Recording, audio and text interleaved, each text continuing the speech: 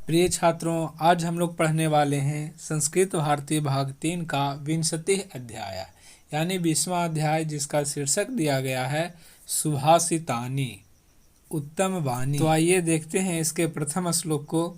संसार सुख वृक्षस्य द्वे एव रसवत्फले काव्यामृत रसास्वादः संगमः सज्जनैः सह। इस श्लोक का अर्थ होता है संसार सुख वृक्ष से, यानी संसार के सुख रूपी वृक्ष के द्वे एव रसवत फले, दो ही मधुर फल होते हैं, दो ही मीठे फल होते हैं। क्या क्या होता है? पहला है काव्यामृत रसा स्वाद, यानी काव्य जैसे अमृत का रस पान करना। और दूसरा होता है संगमः सज्जने सह, मतलब सज्जन व्यक्तियों की संगति करना। कहने का मतलब है कि जो व्यक्ति गान भजन में लगे रहते हैं, धर्मप्रद बातों को सुनाया करते हैं और सज्जन व्यक्तियों के बीच रहते हैं, वैसे सज्जन व्यक्ति जिनका सोच ऊंचा हो, लोगों की भलाई के बारे में सोचे, अर्थात वो परोपकारी हो, वैसे लोगों के बीच यदि आप रहते हैं तो संसार में जीवन का सुख और आनंद आप ले रहे हैं। जो ऐसा काम करता है, धर्म ग्रंथ की बातों को सुनता है, सुनाता है और सज्जनों की संगति में रहता है, वहीं संसार के सुख रूपी वृक्ष के दो मधुर फल को ग्रहण करता है। अब देखते हैं दूसरा श्लोक। संपत्तौ च विपत्तौ च महतामेक रूपता उदये सविता रक्तो रक्तश्चास्तमये तथा। साथियों, यहाँ पे इस श्लोक में जो संपत्तौ और विपत्तौ दिया गया है, संपत्तौ का मतलब होता है धन दौलत और विपत्तौ का मतलब होता है समाज में, घर में, परिवार में किसी भी तरह का क्लेश या कोई बड़ी समस्या। लेकिन यहाँ इस श्लोक में संपत्तौ और विपत्तौ का मीनिंग है सुख और दुख। संपत्तौ का मतलब सुख से है और विपत्तौ का मतलब दुख से है, यानी किसी भी तरह की समस्या। लगभग सेम है, लेकिन समझाने के लिए बता दूं कि सुख और दुख से यहाँ पे तुलना की गई है, सुख और दुख में। तो यहाँ पे होगा संपत्तौ च विपत्तौ च महतामेक रूपता। महताम जोड़ एक जोड़ रूपता, यानी महान लोगों में एक रूपता होती है। कब? सुख के समय भी और दुख के समय भी। कहने का मतलब है कि जो महान लोग होते हैं वो सुख के समय भी और दुख के समय भी हमेशा एक जैसे होते हैं। न तो सुख में ज़्यादा उत्साहित होते हैं और ना ही दुख में हतोत्साहित होते हैं, मतलब हमेशा एक रूपता को बना करके रखते हैं। उसी के लिए एग्जाम्पल दिया गया है उदय सविता रक्तो रक्तश्चास्तमय तथा, यानी जिस प्रकार से सविता का मतलब सूर्य है, जिस प्रकार से सूर्य उदय के समय लाल होता है, ठीक उसी प्रकार से अस्त के समय भी वो लाल होता है। यानी जब उदय हो रहा है तो पूरा संसार जगमगा उठता है, उस समय भी वो लाल, और जब वो अस्त होने को होता है, डूबने को होता है, संसार सोने पे होती है, उस सोने को होती है, उस समय भी यह एक रूपता में, यानी पूर्व की तरह ही अस्त के समय वो लाल होता है। अब देखते हैं तीसरे श्लोक को। शांति तुल्यं तपो नास्ति न संतोषात् परं सुखम न तृष्णायाः परो व्याधिः न च धर्मो दयापरः। यह श्लोक है वो हमें सिखा रहा है कि शांति तुल्यम तपो नास्ति, यानी शांति के समान तपस्या नहीं है। यानी शांति आपके मन में है तो सबसे बड़ी तपस्या वही है। न संतोषात् परम सुखम, और संतोष से बढ़कर दूसरा कोई सुख नहीं है। यदि आप में संतोष नाम की चीज़ बसती है तो आप बहुत ही सुखी हैं। न तृष्णायाः परो व्याधि, और लोभ से बड़ा कोई रोग नहीं है।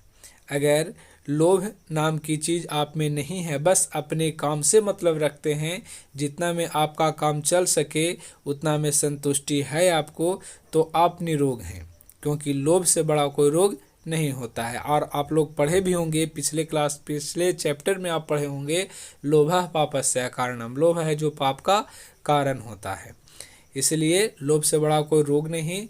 और नैचा धर्मो दया परः, दया से बढ़कर कोई धर्म नहीं है। अगर आपके हृदय में किसी के प्रति दया है, दयनीय के प्रति दया है, तो आप बहुत ही धार्मिक हैं। हाँ, दया आती है तो उसके कष्ट को दूर करने की चेष्टा करें, बस इससे बड़ा आपके लिए और कोई धर्म नहीं है। तो साथियों, अंततः यह श्लोक हमें यह सिखाता है कि लोभ का त्याग करें और शांत से संतोषी और दयालु बन करके अपना जीवन व्यतीत करें। अब बढ़ते हैं चौथे श्लोक की ओर, लेकिन उससे पहले साथियों, अगर यह वीडियो आपको अच्छा लग रहा हो तो इसे लाइक करें, अपने साथियों के साथ शेयर करें, और चैनल पे नए हैं तो इस चैनल को सब्सक्राइब कर बेल आइकन प्रेस जरूर करें, ताकि संस्कृत से संबंधित और भी बहुत सारा वीडियो आपको नोटिफिकेशन के माध्यम से मिलता रहे। यह है आपका चौथा श्लोक। गुणेन अस्पृहन्यः स्यान्न रूपेण युतो नरः सौगन्धवर्ज्यं नादेयं पुष्पं कान्तमपि क्वचित्। यह श्लोक आपको बता रहा है गुणेन अस्पृहन्यः स्यात्।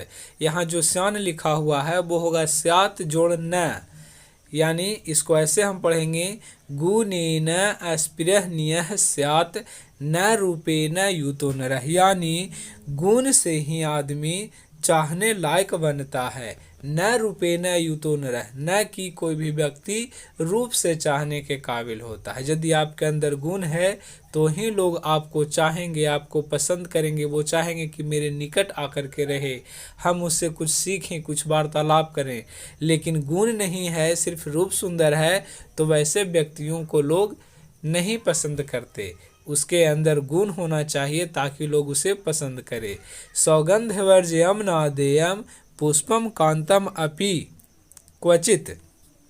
यह कह रहा है सुंदर होने पर भी गंधहीन फूल जो होता है वो शुभ कार्यों में स्वीकार नहीं किया जाता। दिखने में तो सुंदर है, लेकिन अगर उसमें सुगंध नहीं है तो उसे लोग पसंद नहीं करते। ठीक उसी प्रकार से यहाँ आपको ध्यान देना है कि जैसे सुगंधहीन फूल को लोग स्वीकार नहीं करते, यद्यपि वो फूल देखने में सुंदर है, फिर भी ठीक उसी प्रकार से अगर मेरे अंदर गुण नहीं होगा तो सुंदर चेहरा को देख करके लोग मुझे नहीं पसंद कर पाएंगे। हमारे अंदर गुण होनी चाहिए, हमारे अंदर काबिलियत होनी चाहिए, तभी लोग हमें आदर सत्कार करेंगे और मुझे पसंद करेंगे।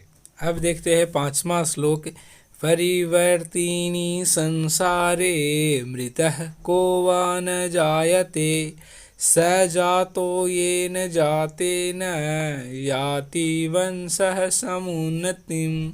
यह जो श्लोक है वो कह रहा है परिवर्तिनी संसारे, यह संसार है जो परिवर्तनशील है, हमेशा इस संसार में कुछ न कुछ बदलाव होते रहता है। तो वहीं परिवर्तिनी संसारे मृतः को वा न जायते, इस परिवर्तनशील संसार में कौन नहीं मरता और कौन नहीं जन्म लेता। जैसा कि हम आप सभी जानते हैं, जो जन्म लिया है उसकी मृत्यु निश्चित है, आया है सो जाएगा, राजा रंग फकीर, जो भी हो जन्म लिया है तो उसकी मृत्यु एक न एक दिन होनी ही है। लेकिन क्या कह रहा है अगला वाक्य, स जातो ये न जाते न याति वंशः समुन्नतिम्।